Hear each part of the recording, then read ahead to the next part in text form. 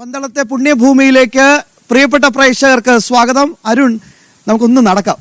തീർച്ചയായും അതിലേറ്റവും പ്രധാനപ്പെട്ട ഒരു ചോദ്യം കൂടി, അതായത് ഇപ്പം നമ്മൾ ഈ വിവരിച്ച പോലെ തന്നെ അന്ന് നേരിട്ട് അനുഭവിച്ച ആ ഒരു എങ്ങനെയാണ് അത് നമ്മൾ പറഞ്ഞ് മനസ്സിലാക്കുക. കാരണം എത്രത്തോളം സമ്മർദ്ദത്തിലാക്കാവോ അത്രത്തോളം ഒക്കെ സമ്മർദ്ദത്തിലാക്കിക്കൊണ്ട് ഈ ആചാര ലംഘന നീക്കങ്ങൾക്കെതിരെ ഏറ്റവും വലിയ പോരാട്ടം നടന്ന ആ പന്തളം കൊട്ടാരത്തെ എങ്ങനെയൊക്കെ കൃത്യമായി വരുതിയിലാക്കാനുള്ള ഒരു വലിയ ശ്രമങ്ങൾ, വലിയ പ്രശ്നങ്ങൾ, പ്രതിസന്ധികളൊക്കെ തന്നെ തീർത്തിരുന്നു. അതോടൊപ്പം തന്നെ എങ്ങനെയും വിശ്വാസ ലംഘനം ഉണ്ടാക്കുക, ആചാര ലംഘനം ഉണ്ടാക്കുക എന്നുള്ള ഒരു വലിയ നീക്കങ്ങൾ സർക്കാരിൻ്റെ സർവ്വശക്തിയും ഉപയോഗിച്ചുകൊണ്ടാണ് ആ നീക്കങ്ങൾ. പക്ഷെ ആ ഒരു ചെറുത്തുനിൽപ്പ് അതൊരു പോരാട്ടം തന്നെയാണ്.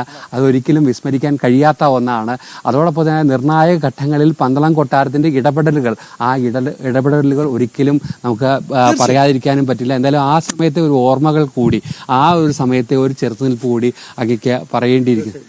മാത്രമല്ല ശ്രീകൃഷ്ണ പരുന്തും കൂടി എത്തിയിരിക്കുകയാണ് ഇന്ന് ഈ ഒരു പവിത്ര നിമിഷം. കാരണം ഭഗവാന്റെ കൃഷ്ണപ്പരുന്ത് തിരുവാഭരണം എടുത്ത് ശബരിമലയ്ക്ക് പോകുമ്പോൾ ആ പുണ്യമുഹൂർത്തത്തിൽ കാണുന്നത് പോലെ കൃഷ്ണപ്പരുന്ത് വട്ടമിട്ട് പറക്കുകയാണ്. നമുക്ക് തന്നെ എന്തോ ഇപ്പോൾ ഒരു വല്ലാത്ത ഒരു ഇതാണ് വരുന്നത്, അനുഭൂതിയാണ് വരുന്നത്. കാരണം നമ്മൾ സാധാരണ നമുക്കറിയാം 2018 നാമജപം ഇവിടെ നടന്നപ്പോഴും അന്നും നമ്മളോടൊപ്പം കൃഷ്ണപ്പരുന്ത് ഉണ്ടായിരുന്നു. അത് തന്നെയാണ് എനിക്ക് തോന്നുന്നു, ഭഗവാന്റെ ആ സാന്നിധ്യം ഇപ്പോഴും ഇവിടെ ഉണ്ട് എന്നുള്ളതാണ്. അത് നമുക്ക് ദൃഷ്ടാന്തമായിട്ട് കാണുന്നു. ഇത് യുക്തിവാദികൾ വിശ്വസിക്കില്ല എങ്കിലും നമ്മളത് അനുഭവിച്ചറിയുന്നവർക്ക് അതൊരിക്കലും നമുക്ക് അത് ഇല്ല എന്ന് പറയാൻ സാധിക്കില്ല. ഈ 2018 ഇതുപോലെ തന്നെ നമുക്ക് ഒത്തിരിയധികം സമ്മർദ്ദങ്ങളുണ്ടായി. പ്രത്യേകിച്ചും പല പല പ്രശ്നങ്ങൾ അന്ന് നേരിടേണ്ടി വന്നു. പക്ഷേ അചഞ്ചലമായ ആ ഭഗവത് സാന്നിധ്യം നമ്മളിൽ ഉണ്ടായതുകൊണ്ട് മാത്രമാണ് അന്ന് അതിൽ നിന്നെല്ലാം നമുക്ക് അതിജീവിക്കാൻ സാധിച്ചത്. കാരണം ഒരു സർക്കാരിനെതിരെയാണ് അന്ന് ഭക്തജനങ്ങൾ മുന്നോട്ട് പോയത്. ആ നാമജപയാത്ര ശരിക്കും അന്ന് നമുക്ക് പറയാം, അന്നത്തെ നമ്മുടെ വലിയ തമ്പുരാനായിരുന്ന രേവതിനാൾ രാമവർമ്മ തമ്പുരാൻ അദ്ദേഹം പറഞ്ഞിരുന്നു, നമ്മൾ ഒരു കൊടിയുടെയും കീഴെ ഇല്ലാതെ ഭഗവാന്റെ അനുഗ്രഹത്തോടു കൂടി നമ്മൾ മുന്നോട്ട് പോവുക, അത് നമുക്ക് വിജയം നമുക്ക് തന്നെ ആയിരിക്കും. അന്ന് അത് പാലിച്ചുകൊണ്ടാണ് നമ്മൾ അന്നത്തെ നാമജപയാത്ര നമ്മളിവിടെ പ്ലാൻ ചെയ്തത്. തീർച്ചയായിട്ടും അത് ഒരു നിമിഷം, 2 ദിവസം കൊണ്ടാണ്. ആരുടെ അടുത്തും വരാൻ പറഞ്ഞിരുന്നില്ല. അവരെല്ലാം ഒഴുകി വരികയായിരുന്നു. ഭക്തജനങ്ങൾ 2018 ഈ പന്തളത്തേക്ക് ഒഴുകി വരികയായിരുന്നു. ഒരു 2000 പേരെ പ്രതീക്ഷിച്ചിടത്താണ് 80,000 പേർ എത്തിയത്. മറ്റു വാർത്താ മാധ്യമങ്ങളൊന്നും അത് നിസ്സാരമായിട്ട് കണക്കിലെടുത്തു. കാരണം പന്തളത്ത് എന്ത് ചെയ്യാൻ, 2000 ഭക്തജനങ്ങൾ കൂടിയിട്ട് എന്ത് ചെയ്യാൻ. പക്ഷേ ഭഗവാന്റെ അനുഗ്രഹമാണ് അന്ന് ഉച്ചയായപ്പോൾ നമ്മൾ കണ്ടത്. പന്തളം നഗരം കണ്ടിട്ടില്ലാത്തടത്തോളം ആൾക്കാർ ഇവിടെ എത്തി. കേരളം കണ്ടിട്ടില്ലാത്തടത്തോളം ഭക്തജനങ്ങൾ എവിടുന്ന് വന്നു ഇത്ര ആൾക്കാരെന്ന് എല്ലാവരും ചോദിച്ചു. ഇന്നത്തെ നമ്മൾ ചിന്തിക്കുമ്പോൾ അന്ന് നമ്മൾ നേരിട്ട പ്രതിസന്ധികൾ ഇപ്പോൾ ആ ഭഗവാന്റെ അനുഗ്രഹം ഒന്നുകൊണ്ട് മാത്രമാണ് അത് മുന്നോട്ട് പോകാൻ സാധിച്ചത്. പിന്നെ ശക്തമായ നേതൃത്വം ഉണ്ടായിരുന്ന ശശികുമാർ വർമ്മ അന്ന് നമ്മളെ നയിക്കുവാനുണ്ടായിരുന്നു. ഭഗവത് പാദങ്ങളിൽ അദ്ദേഹം ഉണ്ടെങ്കിലും ഇപ്പോഴും നമ്മളോടൊപ്പം ഉണ്ട്. നമുക്ക് ധൈര്യമായിട്ട് ഏത് പ്രതിസന്ധിയെ നേരിടുവാനും നമ്മളോടൊപ്പം ഉണ്ട് എന്ന വിശ്വാസം നമുക്കുണ്ട്. ഈ കൊട്ടാരത്തിലെ അംഗസംഖ്യ വളരെ കുറവാണെങ്കിലും ഭക്തജനങ്ങളാണ് നമ്മളോടൊപ്പം ഉള്ളത്. നമുക്ക് ഒരു സർക്കാരും നമുക്ക് ആവശ്യമില്ല. ഭക്തജനങ്ങളുടെ വിശ്വാസം, അവരുടെ അചഞ്ചലമായ ഭക്തി, ആ ഭക്തിക്ക് മുമ്പിൽ ഒരു കടുംപിടുത്തത്തിനും ഒരു കടുംപിടുത്തത്തിനും സ്ഥാനമില്ല. അതാണ് നമ്മൾ പ്രകടമായിട്ട് അത് കണ്ടതാണ്. മാത്രമല്ല അന്ന് ഒക്ടോബർ 17 നമ്മളിപ്പോഴും ഓർക്കുന്നു, കന്നിമാസം അടയ്ക്കുന്നതിന് മുമ്പായിട്ട് ഗ്രാം 1 മേൽശാന്തി തെരഞ്ഞെടുപ്പിനായിട്ട് നമ്മൾ പന്തളം കൊട്ടാരത്തിലെ കുട്ടികളെ കൊണ്ടുപോയി. അന്നാണ് നമ്മൾ ആ നിലയ്ക്കൽ അതിക്രൂരമായ ഭക്തജനങ്ങളെ തല്ലിച്ചേർത്തുന്നു, ലാത്തി ചാർജ് ചെയ്യുന്നതെല്ലാം നമ്മൾ ദൃക്സാക്ഷികളാണ്. അതുപോലെ പമ്പയിലെത്തുമ്പോഴും മനീതി സംഘത്തിനെ വരുന്നത്, നമ്മുടെ അയ്യപ്പൻ്റെ ഭൂതഗണങ്ങൾ അവരെ ഓടിച്ചു വിടുന്നത്, അതൊക്കെ ഇന്നും നമ്മളുടെ രോമാഞ്ചം ഉണ്ടാവുകയാണ് അതൊക്കെ കേൾക്കുമ്പോൾ. അത് കണ്ടതാണ്. തീർച്ചയായിട്ടും ഇതൊക്കെ തന്നെ വളരെ ഗംഭീരമായിട്ട് ഭക്തജനങ്ങളുടെ കാണിക്കുവാൻ സാധിച്ചു. അന്ന് ജനം തന്നെയാണ് അന്ന് ലോകം മുഴുവൻ ഈ കാര്യങ്ങളെല്ലാം കാണിച്ചിരുന്നത്, ആ സന്ദേശം. മാത്രമല്ല എപ്പോഴും നമ്മൾ ഓർക്കുന്ന ഒരു കാര്യമുണ്ട്. പന്തളം കൊട്ടാരം അയ്യപ്പന് വേണ്ടി ജനം നൽകിയ സേവനത്തിന് നമ്മളിവിടെ ഒരു സ്വർണ്ണ ഉപഹാരം നൽകി ജനത്തെ ആദരിക്കുകയും ചെയ്തു. അതൊരിക്കലും ഈ മാത്രമല്ല അന്ന് അവസാനം ഇവരൊക്കെ റിപ്പോർട്ട് ചെയ്യുന്ന ആളുകളായിരുന്നു. അന്ന് അവസാനം സന്നിധാനത്ത് നമ്മുടെ റിപ്പോർട്ടർ ഉമേഷിനെ എല്ലാവരും കൂടി ഉയർത്ത് ഉമേഷിനെ ശബരിമലയിൽ എത്തിച്ചു. എല്ലാ മാധ്യമങ്ങളെയും അവിടെ തടസ്സം ചെയ്ത് അടിയന്തരാവസ്ഥ കാലത്തെക്കാളും ക്രൂരമായിട്ടുള്ള നിബന്ധനകളും റെസ്ട്രിക്ഷൻസും ആയിരുന്നു. പക്ഷേ എങ്ങനെയാണ് അയ്യപ്പൻ അവിടെ ഉമേഷിനെ എത്തിച്ചത്? എങ്ങനെയാണ് അവർ ആ ഒരു മൊബൈൽ ഫോണിൽ കൂടി ലോകം മുഴുവൻ ആ സന്ദേശം ഭഗവാന്റെ അവിടുത്തെ കാര്യങ്ങളെല്ലാം തന്നെ റിപ്പോർട്ട് ചെയ്യാൻ സാധിച്ചു. അത് എനിക്ക് തോന്നുന്നു ആ ഉമേഷിനും അന്ന് ആ കാലത്ത് ഒരു പ്രത്യേക ശക്തി ഭഗവാൻ കൊടുത്തിരുന്നു. നമുക്കെല്ലാം അത് കിട്ടിയിട്ടുണ്ട്. അന്ന് ആ ഭഗവാന്റെ ശക്തി കൊണ്ട് മാത്രമാണ് നമുക്ക് ഇങ്ങനെയുള്ള കാര്യങ്ങൾ, കാരണം കൊട്ടാരക്കെട്ടുകളിൽ ഒതുങ്ങിയിരിക്കുന്നു, ആരെയും ദ്രോഹിക്കാതെ അങ്ങനെ ഭഗവത് പ്രാർത്ഥനയുമായിട്ട് കഴിയുന്ന ആ ഒരു കുടുംബം എങ്ങനെ ഇതിൻ്റെ മുമ്പിൽ വന്നു? അത് ഭഗവാൻ തന്നെ കൊണ്ടുവന്നതാണ് എന്നുള്ളത് തീർച്ചയാണ്.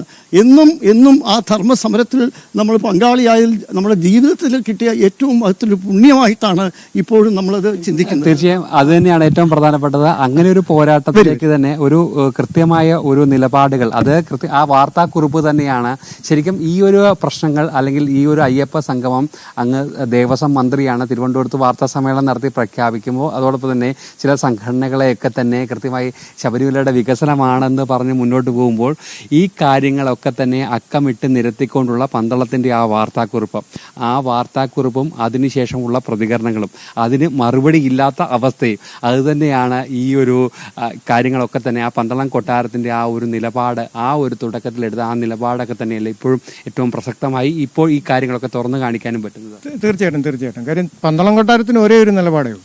അവർ അങ്ങോട്ടും ഇങ്ങോട്ടും ചാഞ്ചാട്ടമില്ല. നമ്മൾ ഭക്തരുടെ കൂടാണെന്ന് അന്നും പറഞ്ഞിരുന്നു, ഇന്നും അതേ തന്നെയാണ്. അതിലൊരു വ്യത്യാസമില്ല. പക്ഷേ ഈ ഗവൺമെൻറ്റുകൾ എടുക്കുന്ന നിലപാടുകളോടുള്ള ഒരു എതിർപ്പ് പന്തളം കൊട്ടാരത്തിനുണ്ട്. ഇപ്പം രണ്ടാമത് നമ്മൾ അവരോട് പറഞ്ഞിരുന്നു ഇതുപോലെ കേസുകൾ പിൻവലിക്കണം, അതുപോലെ തന്നെ നിങ്ങളുടെ നിലപാട് മാറ്റണമെന്ന്. അപ്പോൾ ദേവസ്വത്തിൻ്റെ ഭാഗത്ത് നിന്ന് അവർ ഗവൺമെൻറ്റിനോട് റിക്വസ്റ്റ് ചെയ്യാനേ പറ്റും. ദേവസ്വം ബോർഡിനൊന്നും ചെയ്യാൻ പറ്റില്ല. അവർ റിക്വസ്റ്റ് ചെയ്തിട്ടുണ്ട്. പക്ഷേ അടുത്ത ദിവസങ്ങളിലുള്ള പത്രത്തിൽ വന്ന വാർത്ത ഈ കേസുകൾ പിൻവലിക്കുന്നില്ല, അതുപോലെ തന്നെ നിലപാടിൽ മാറ്റമില്ലെന്നാണ്. അപ്പോൾ പന്തളം കൊട്ടാരത്തിന് ഇപ്പോൾ അവരുടെ കൂടെ എങ്ങനെ നിൽക്കാൻ പറ്റും? അതാണ്. അപ്പോൾ പന്തളം കൊട്ടാരം ഭക്തജനങ്ങളുടെ കൂടാണ്, എപ്പോഴും ഭക്തജനങ്ങളുടെ കൂടായിരിക്കും. പന്തളം കൊട്ടാരത്തിന് ഒരു പ്രതീക്ഷയില്ല, അയ്യപ്പൻ എന്നൊരു പ്രതീക്ഷ മാത്രമേ ഉള്ളൂ. വേറൊരു ഇതിലും പന്തളം കൊട്ടാരം തലയിടാറുമില്ല. ശബരിമലയുമായിട്ടുള്ള ബന്ധമേ ഉള്ളൂ പന്തളം. അല്ലാതെ ദേവസ്വം ബോർഡിന് പല അമ്പലമായിട്ടും ബന്ധമുണ്ട്. പക്ഷേ ദേവസ്വം ബോർഡുമായിട്ടുള്ള ബന്ധം ശബരിമല എന്നൊരു ഇതുള്ളതുകൊണ്ട് മാത്രമാണ്. അപ്പം നമുക്ക് പറയാനുള്ളത്, കൊട്ടാരത്തിന് പറയാനുള്ളത്, ഭക്തജനങ്ങളെ ബുദ്ധിമുട്ടിക്കാതെ ദേവസ്വം ബോർഡ്, ഗവൺമെൻറ്റിന് അതിന് റോളൊന്നുമില്ല. ദേവസ്വം ബോർഡെന്ന് പറഞ്ഞൊരു ബോർഡാണ് അമ്പലങ്ങളെല്ലാം കൈകാര്യം ചെയ്യുന്നത്. ബോർഡ് സ്വതന്ത്രമായിട്ട് ചിന്തിച്ച് ജനങ്ങൾക്ക്, ഭക്തജനങ്ങൾക്ക് വേണ്ട സൗകര്യങ്ങൾ ഒരുക്കി കൊടുക്കുക. അതിൽ കുടുംബം, നമ്മുടെ കൊട്ടാരം എപ്പോഴും അതിൻ്റെ കൂടായിരിക്കും. അല്ലാതെ ബാക്കിയുള്ളതിനോടൊന്നും കൊട്ടാരത്തിന് സപ്പോർട്ട് ചെയ്യാൻ പറ്റും. തീർച്ചയായും അതാണ് നിലപാട്. നമുക്കൊന്ന് നടക്കാം. കാരണം ഈ വഴിത്താരകളിൽ നേരെ പോകുന്നത് കൊട്ടാരത്തിലേക്കാണ് അല്ലെ? ഈ സൈഡിൽ ഇവിടെയൊക്കെയാണ് പ്രധാനമായിരിക്കും. ഒന്ന് ആ വിഷ്വലും കൂടി ഒന്ന് കിട്ടുവാണെങ്കിൽ, ഇതിന് നമ്മൾ ഈ വലത്തോട്ടേക്ക് തിരിയുമ്പോൾ അവിടെ ഒരു 18-ാം പടിയുണ്ട്. അതെന്താണ് സങ്കല്പം? അതാണ് നമ്മുടെ, ശരിക്കും പറയുകയാണെങ്കിൽ വളരെ വളരെ വളരെ ആദ്യം കൊട്ടാരത്തിൽ വന്ന് താമസം ആരംഭിച്ചപ്പോൾ പണിഞ്ഞ ഒരു കെട്ടിടമുണ്ട്. വലിയ ഒരു 16 കെട്ടായിരുന്നു. അന്ന് കുടുംബത്തിലെ എല്ലാവരും കൂടി ഒരുമിച്ച് താമസിച്ചിരുന്നു. അതിൻ്റെ പടിപ്പുരയാണ് ഇന്നിവിടെ നിൽക്കുന്നത്. ഒരു 82 കാലഘട്ടത്തിൽ അത് കത്തിപ്പോയി. അതിന് ഒരു അറ മാത്രം അവശേഷിച്ചു. ആ അറയിരിക്കുന്ന സ്ഥലത്താണ് ഇന്ന് ദേവിയെ, കൊട്ടാരത്തിൻ്റെ പരദേവതയായ മണ്ണടി ഭഗവതിയെ പ്രതിഷ്ഠിച്ച് ആരാധിക്കുന്നത്. കുടുംബാംഗങ്ങളെല്ലാം അതിന് പ്രത്യേകതയുണ്ട്. കാരണം സർവ്വ ഐശ്വര്യത്തിനും കാരണം ഈ ഭഗവതിയുടെ അനുഗ്രഹമാണ്. അത് ശരിക്കും പറയുകയാണെങ്കിൽ ഒരു നമ്മൾ കളരി ദേവതയായിട്ടാണ്, അന്നത്തെ കളരി ദേവതയായിട്ടാണ് വെച്ചിരുന്നത്. നമുക്കെല്ലാം അറിയാം, പന്തളം കൊട്ടാരം എന്ന് പറഞ്ഞു കഴിഞ്ഞാൽ വലിയ ശക്തിയോ വലിയ പ്രതാപമുള്ള നാട്ടുരാജ്യമല്ല. പക്ഷേ എന്നും അയ്യപ്പൻ്റെ ആ ഒരു അനുഗ്രഹം, അയ്യപ്പന് ഓടി നടന്നും അയ്യപ്പൻ്റെ ശാസ്താവിൻ്റെ അവതാരം ആയിട്ട് ഭഗവാൻ വന്ന് പന്തളത്ത് തന്നെ ജനിക്കാൻ കാരണം ആ ഒരു പുണ്യമായ ഒരു രാജകുടുംബമാണ്. അതിന് ആ ഒരു ധർമ്മശാസ്താവിൻ്റെ അവതാരം ഇവിടെ പന്തളത്ത് തന്നെ വരണം എന്നുള്ളതൊക്കെ ഒരു നിയോഗമായിരിക്കാം. അങ്ങനെ ആ ഒരു ജന്മസുഹൃതമാണ് ഇന്ന് ഈ കൊട്ടാരത്തിലുള്ളത്. വളരെ കുറച്ച് അംഗങ്ങൾ മാത്രമേ ഉള്ളൂ എങ്കിൽ പോലും പവിത്രമായ ഈ ഒരു പവിത്രമായ സങ്കേതം തന്നെ നമുക്ക് പറയാം. കാരണം ലോകത്തുള്ള കോടിക്കണക്കിന് ഭക്തജനങ്ങൾ ആരാധിക്കുന്ന, ഇന്നും ആ ഒരു ആരാധന നമുക്ക് തരുന്നുണ്ടെങ്കിൽ അത് ഭഗവാന്റെ പേരിലുള്ള ആരാധന മാത്രമാണ്. ആ പിതൃസ്ഥാനീയത, അതാണ് നമ്മുടെ ഏറ്റവും പ്രധാനം. ഇതൊക്കെ നമ്മൾ തിരുവിതാംകൂർ രാജകുടുംബത്തെയാണ് ഇത് ഏൽപ്പിച്ചതാണ്. ചില കണ്ടീഷൻ വെച്ച് അന്ന് രാജാവിനെ ഏൽപ്പിച്ചു. അതെല്ലാം ഭംഗിയായി നടന്നു. 49 വരെ നമുക്കറിയാം. ശബരിമല വളരെ നല്ല രീതിയിൽ കേരളത്തിലെ എല്ലാ ക്ഷേത്രങ്ങളും, തിരുവിതാംകൂറിലെ എല്ലാ ക്ഷേത്രങ്ങളും ആ രാജകുടുംബം ഭംഗിയായിട്ട് അത് പരിപാലിച്ചിരുന്നു. കാരണം അതിനു വേണ്ടി തന്നെ നമ്മുടെ തിരുവിതാംകൂർ രാജ്യത്ത് തന്നെ ഒരു ഡിപ്പാർട്ട്മെൻറ്റ് ഉണ്ടായിരുന്നു, ട്രാവൻകൂർ ദേവസ്വം ഡിപ്പാർട്ട്മെൻറ്റ്. അത് ചീഫ് സെക്രട്ടറിയുടെ റാങ്കിലായിരുന്നു അതിൻ്റെ കമ്മീഷണർ. അപ്പം 49 വരെ വളരെ ഭംഗിയായി മാനേജ് ചെയ്തിരുന്ന ക്ഷേത്രങ്ങളാണ് ഇപ്പോൾ നമ്മൾ കാണുന്നത് ഈ ദുസ്ഥിതിയിലേക്ക് വരുന്നത്. ക്ഷേത്രങ്ങളുടെ ഭരണങ്ങളെല്ലാം നമുക്കറിയാം ഒരു രാഷ്ട്രീയ ഇടപെടലുകളും അതുപോലെ അതിൻ്റെ ആചാരങ്ങളും വിശ്വാസങ്ങളും നശിപ്പിക്കുന്ന പ്രവണതകൾ. ഇപ്പോൾ ക്ഷേത്ര വിശ്വാസം ഇല്ലാത്തവരാണ് ഇതൊക്കെ കൈയാളുന്നത്. അതാണ് അടിസ്ഥാനമായാണ് ഏറ്റവും വലിയ ദുർവിധി. അതാണ് ഒരു ദുരന്തമാണ് ശരിക്കത്, ഈ ക്ഷേത്രങ്ങളുടെ ദുരന്തമാണ്. പക്ഷേ ഒരു മൈനർ, ഈ പെർപ്പച്വൽ മൈനർ എന്ന സ്ഥാനമാണല്ലോ നമ്മുടെ ദേവതമാർക്കുള്ളത്. അവരുടെ ഗാർഡിയൻഷിപ്പ് മാത്രമേ ഉള്ളൂ ദേവസ്വം ബോർഡിന്. അവർ ഈ മൈനറുടെ സ്വത്തുക്കളും ആ കാര്യങ്ങളൊക്കെ നോക്കി നടത്താൻ വേണ്ട നല്ലൊരു കാര്യസ്ഥനാണ് വേണ്ടത്. അത് രാഷ്ട്രീയ ഇടപെടലല്ല വേണ്ടത്. നമ്മളിത് 2018 ദേവസ്വം ബോർഡിൽ അന്ന് പറയുകയും നമ്മൾ എഴുതി കൊടുക്കുകയും ചെയ്തു. അന്ന് ദേവസ്വം ബോർഡ് വ്യക്തമായ ഒരു സ്റ്റാൻഡ് സുപ്രീം കോടതിയിൽ എടുത്തിരുന്നെങ്കിൽ ഈ വിധി ഉണ്ടാവുകയുണ്ടായിരുന്നില്ല. മാത്രമല്ല അതൊക്കെ ഈ രാഷ്ട്രീയ യജമാനന്മാരെ ഭയന്നിട്ടാണ് ഇതിനൊന്നും അവർ ഇടപെടാതിരിക്കുന്നത്. കാരണം അന്ന് ഞങ്ങളും പോയിരുന്നു, മുഖ്യമന്ത്രി വിളിച്ചു ചേർത്ത യോഗത്തിൽ പോയി. അദ്ദേഹം പറഞ്ഞിരുന്നു ദേവസ്വം ബോർഡിന് വേണമെങ്കിൽ റിവ്യൂ കൊടുക്കാം. അന്നാണ് ആദ്യമായിട്ട് ഈ ദേവസ്വം ബോർഡിന് ആ ദേവസ്വം ബോർഡ് പ്രസിഡന്റ് തന്നെ മുഖ്യമന്ത്രിയുടെ അടുത്ത് വിധേയനായിട്ടാണ്. ശരിക്കും ബോൾഡായിട്ട് ഒരു സ്റ്റാറ്റ്യൂട്ടറി ബോഡിയാണ് ദേവസ്വം ബോർഡ്. അവർക്ക് സ്വതന്ത്രമായ തീരുമാനമെടുക്കാം. അവർ ഒരു മന്ത്രിയെയും പരിഗണിക്കേണ്ട കാര്യമില്ല. അങ്ങനെ ഒരു സ്റ്റാൻഡ് എടുക്കുന്ന ഒരു ദേവസ്വം ബോർഡാണ് കേരളത്തിൽ വേണ്ടത്. അത് വിശ്വാസി സമൂഹം അതിനെ അംഗീകരിക്കുകയുള്ളൂ. തീർച്ചയായിട്ടും വിശ്വാസികളുടെ ദേവൻ്റെയും വിശ്വാസികളുടെയും ആചാരം സംരക്ഷിക്കുന്ന ഒരു ബോർഡായിരിക്കണം ശരിക്കും കേരളത്തിലെ ക്ഷേത്രങ്ങൾ ഭരിക്കേണ്ടത്.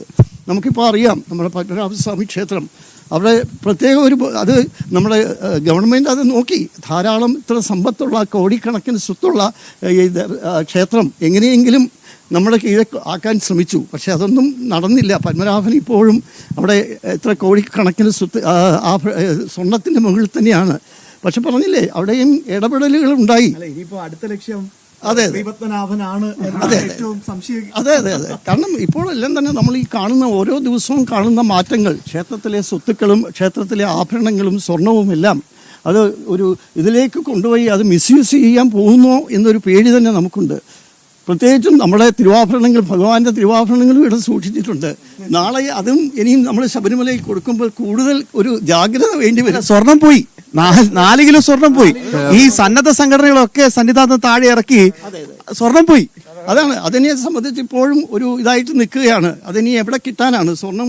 അതിൻ്റെ കണക്കുകളെല്ലാം ഹൈക്കോടതിയിൽ നിൽക്കുകയാണ്. ഹൈക്കോടതി അത് വേണ്ട രീതിയിൽ അത് കൈകാര്യം ചെയ്യുന്നുണ്ട്. അത് ഭക്തജനങ്ങൾ അത് വളരെയധികം ജാഗ്രതയോടെ നോക്കുകയാണ്. ഭഗവാന്റെ സ്വത്ത് ഒരിക്കലും പോകാൻ പാടില്ല. അതിന് വേണ്ടതായ രീതിയിൽ അത് കോടതി ഇടപെടും. അതിൻ്റെ ഇടപെടലുകളും നമ്മൾ കാണുന്നുണ്ട്. അതൊക്കെ ഒരു ഭക്തർക്ക് വലിയൊരു സന്തോഷമുണ്ട്. കാരണം വിശ്വാസികളൊക്കെ കോടതിയെ ഇനി ആശ്രയമുള്ളൂ എന്നുള്ളൊരു മെസ്സേജാണ് കൊടുക്കുന്നത്. ഞാനൊന്ന് ചോദിച്ചോട്ടെ, അത് കൊട്ടാരത്തിന്റെ ഭാഗമാണ്. പ്രധാനപ്പെട്ട കാരണം കൂടുതൽ അംഗങ്ങൾ വന്നപ്പോൾ, അന്ന് ഇവിടെ 48 പേരാണ് ആദ്യം ഉണ്ടായിരുന്നത്. അത് കൂടുതൽ വലുതായിട്ട് വന്നപ്പോൾ, കൂടുതൽ അംഗസംഖ്യ വരുമ്പോൾ ഇതൊക്കെ ഒരു അന്നത്തെ ഒരു എഗ്രിമെന്റ് പ്രകാരം അവർ നിർമ്മിച്ചു തരുന്നതാണ്, ഗവൺമെന്റ് തന്നെ നിർമ്മിച്ചു തരുന്നതാണ്. അപ്പോൾ അത് അതിൻ്റെ ഒരു ഭാഗം തന്നെയാണ്. കൊട്ടാരത്തിൻ്റെ വലിയ 16 കെട്ടിൽ നിന്ന് കൂടുതൽ അംഗസംഖ്യ വന്നപ്പോൾ അത് കൂടുതൽ പുതിയ രീതിയിൽ പിന്നെ ബിൽഡിങ്ങുകൾ നിർമ്മിച്ചു തരികയായിരുന്നു. അതത്ര പഴയതല്ല, ഒരു 100 വർഷം പഴക്കം അത്രയേ ഉള്ളൂ. അതെ. ഇത് നേരെ നമ്മൾ ചെന്നെത്തുന്നത് ഇതാണ് ആ പഴയ 16 കെട്ട്. ആദ്യം വന്ന് ഇവിടെ പന്തളം കൊട്ടാരം ഇവിടെ വന്ന് കൈപ്പുഴ തമ്പാനുമായിട്ട് ഉള്ള ഒരു എഗ്രിമെന്റ് പ്രകാരം ഇവിടെ വരികയും അങ്ങനെ പന്തളത്ത് ആദ്യം നിർമ്മിച്ച 16 കെട്ടാണ്. അതിൻ്റെ ആ സ്ഥലമാണ് എത്തുന്നത്. അതിനകത്ത് അറയിലുണ്ടായിരുന്ന ഭഗവതിയെ നമ്മളിപ്പോൾ ഒരു ക്ഷേത്രം രൂപേണ ഇവിടെ പ്രതിഷ്ഠിച്ചിട്ടുണ്ട്. അതെ, അത് വിളക്ക് വെപ്പൊക്കെ ഉണ്ട്. ഇപ്പോൾ നമുക്കത് ഒരു ഇതായതുകൊണ്ട്, അശുദ്ധി ആയതുകൊണ്ട് നമ്മൾ അവിടെ അധികം പോകാറില്ല. വിളക്ക് വെക്ക് ഉണ്ട് ദിവസവും. അതാണ് 12 ദിവസം കഴിഞ്ഞ് ഇനി അത് വരികയുള്ളൂ. അതെ, ഈ ക്ഷേത്രത്തിലേക്ക്. എന്തായാലും എനിക്ക് ഏറ്റവും ഭയങ്കര മണ്ണടി ഭഗവതിയെ സങ്കല്പിച്ചാണ്. അതായത് നമ്മുടെ അറയിലുള്ള ഇതാണ് ദേവത, എല്ലാ ഐശ്വര്യത്തിനും നൽകുന്ന, എന്നും ഭരിക്കുന്ന ദേവതയാണ്. നമ്മൾ മധുരമീനാക്ഷി സങ്കല്പം, നമ്മുടെ പരദേവത നമ്മൾ തമിഴ്നാട്ടിൽ നിന്ന് വന്നതുകൊണ്ട് മധുരമീനാക്ഷിയാണ്. നമുക്കറിയാം മാളികപ്പുറത്തമ്മ, ആ മാളികപ്പുറത്തമ്മയുടെ സങ്കല്പം തന്നെ ഭഗവാന്റെ പരദേവതയാണ്, അയ്യപ്പസ്വാമിയുടെ പരദേവതയാണ്. അതെ അതെ അതെ അതെ, അത് തന്നെ നമ്മൾ കണ്ടു.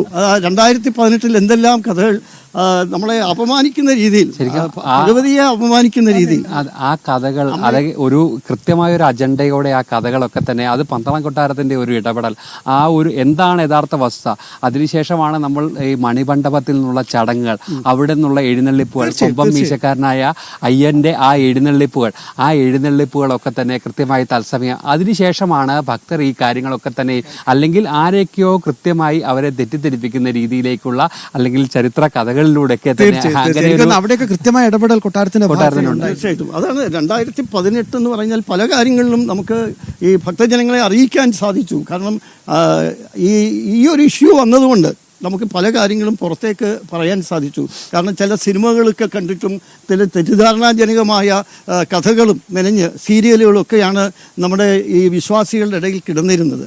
മധുരമീനാക്ഷിയുടെ സങ്കല്പമായ മാളികപ്പുറത്തമ്മ ഭഗവാന്റെ കാമുകി സങ്കല്പത്തിലൊക്കെ നമ്മൾ കഥകൾ കേട്ടു. പക്ഷേ യഥാർത്ഥത്തിൽ അമ്മ മാതൃസ്ഥാനമാണ്. ആ മാതൃസ്ഥാനത്തിൻ്റെ ഭഗവാന് പണ്ടവിടെ വേറൊരു കഥ നമ്മൾ റെക്കോർഡുകൾ പരിശോധിച്ചപ്പോൾ നമ്മുടെ മധുരമീനാക്ഷിയുടെ തന്നെ സുന്ദരേശൻ്റെ ഒരു പ്രതീകമായിട്ട് അവിടെ ഒരു ക്ഷേത്രം ഉണ്ടായിരുന്നതായിട്ട് നമ്മുടെ റെക്കോർഡുകളിലുണ്ട്. അവിടെയും ഉത്സവം ഉണ്ടായിരുന്നു. അപ്പോൾ പഴയ 200 വർഷം മുമ്പുള്ള ഒരു രേഖയാണ്, ഞാനത് കണ്ടതായിട്ട് ഓർക്കുന്നു. അപ്പോൾ ആ ഒരു സങ്കല്പമാണ് മാളികപ്പുറത്തമ്മയ്ക്കുള്ളത്. അതുപോലെ ഏറ്റവും വിശേഷാൽ ഉത്സവം എന്ന് പറയുന്നത് മകരവിളക്ക് ഉത്സവമാണ്. അതിൻ്റെ ഏറ്റവും സവിശേഷമായ ആ ഒരു പ്രധാനം പന്തളത്തു നിന്ന് കൊണ്ടുപോകുന്ന കൊമ്പൻ മേശയുള്ള ആ തിടമ്പ് ഉപയോഗിച്ചാണ് അവിടെ എഴുന്നള്ളിപ്പ്. അല്ലാതെ ദേവിക്ക് അവിടെ ഒരു സ്ഥാനമില്ല. മാളികപ്പുറത്തു നിന്നുള്ള എഴുന്നള്ളിപ്പിന് മാളികപ്പുറത്തമ്മയുടെ എഴുന്നള്ളിപ്പായിട്ട് തെറ്റിദ്ധരിപ്പിച്ചു. അത് ഭക്തജനങ്ങളുടെ ആ ഒരു വിശ്വാസം വന്നിട്ടാണ് നമ്മുടെ ഒരു MLA അതിനെ സംബന്ധിച്ച് കമന്റ്, മോശമായ കമന്റ്. പിന്നെ അദ്ദേഹം അങ്ങോട്ട് പോയിട്ടില്ല. പിന്നെ പുള്ളിക്ക് പമ്പ കിടക്കേണ്ടി വന്നിട്ടില്ല. മാത്രമല്ല അതുകൊണ്ടുള്ള ദൂഷ്യങ്ങൾ ഇന്നും അനുഭവിക്കുകയാണ്. അദ്ദേഹവും ഇനി ശരണം വിളിക്കാൻ കൂടെ പോകുമോ എന്നറിയില്ല പമ്പയിലേക്ക്. തീർച്ചയായും. അല്ല, എനിക്ക് തോന്നുന്നത് എന്താണെന്ന് വെച്ചാല് ഇത്രയൊക്കെ കൃത്യമായി തന്നെ ശബരിമലയെ പറ്റിയും ഭഗവാനെ പറ്റിയും ഒക്കെ അറിവും കൃത്യമായി തന്നെ അതിൽ പങ്ക് അർഹതയുമുള്ളവർ, അങ്ങനെ തന്നെ വേണം പറയാൻ, അധികാരമുള്ളവർ, അവരെയൊക്കെ മാറ്റി നിർത്തിയാണ് ഇങ്ങനൊരു സംഗമം പമ്പയിൽ നടത്തുന്നത്. ഇത് എന്തിനാണ് എന്നാണ് വീണ്ടും ചോദ്യം വരുന്നത്. ഒരു ചെറിയ ഇടവേള കൂടി അനിവാര്യമാണ്. ദയവായി ക്ഷമിക്കുക. പെട്ടെന്ന് തിരിച്ചെത്താം. ഒരു ചെറിയ ഇടവേള.